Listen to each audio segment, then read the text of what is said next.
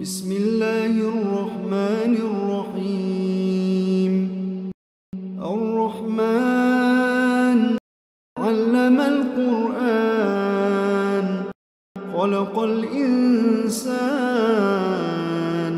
علمه البيان.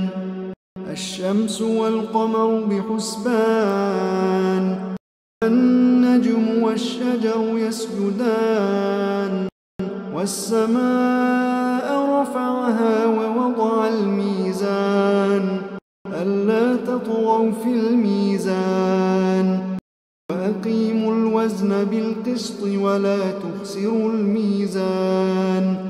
والأرض وضعها للأنام، فيها فاكهة والنخل ذات الأكمام، والحب ذو العصف والريحان.